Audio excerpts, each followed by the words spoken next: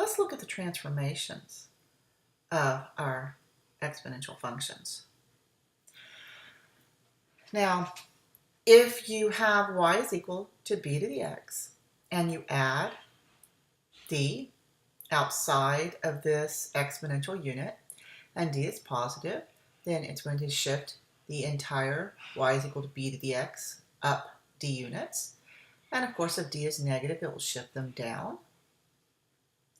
You're going to have a right and left shift when you have y is equal to b to the x minus c. If c is positive, it'll go c units to the right.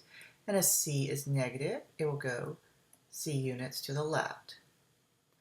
For stretches and compressions, when you have a b to the x, when a is greater than 1, you're going to have a vertical stretch. And when a is between 0 and 1, you're going to have a shrink or a vertical compression. When a is negative, you're going to have that reflection across the x-axis. So let's look at this one right here. Y is equal to 3 times 2 to the x. In this case, a is 3. So this is a vertical stretch.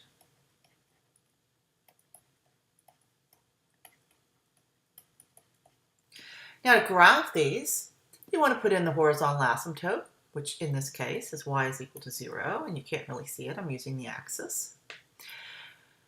You're going to want to graph the x equals 0 point, and in this case, when x is 0, y is 3.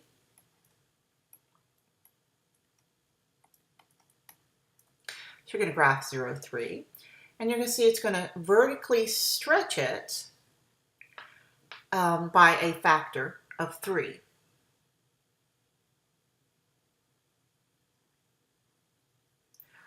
What about when you have this negative 1/3? Well, this is going to be a reflection across y equals 0. Or we're going to call this a vertical reflection.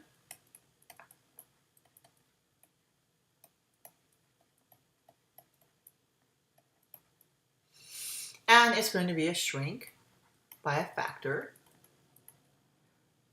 of 1/3. All right.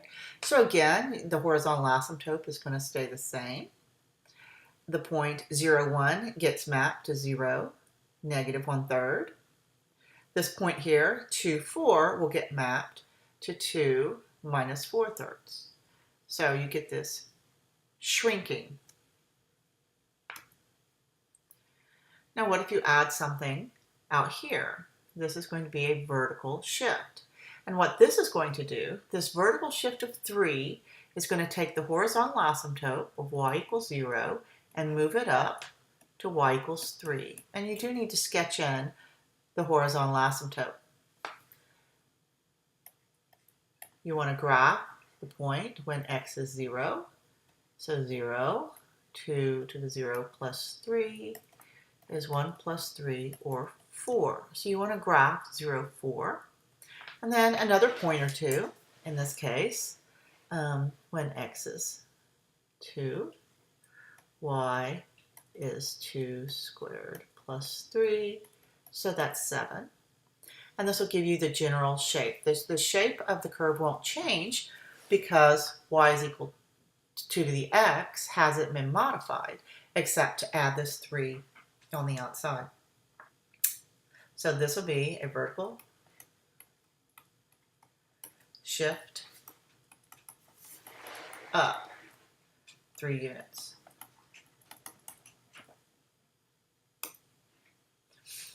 Now this is going to be a horizontal shift right 4 units. Your horizontal asymptote does not change. The only thing that changes is this intercept, the 0, 1, gets mapped to 4, 1. And the 0.24 maps to 6, 4. But the generalized shape stays the same. And this will be a horizontal shift left. 2 units. The general shape stays the same. The horizontal asymptote stays the same.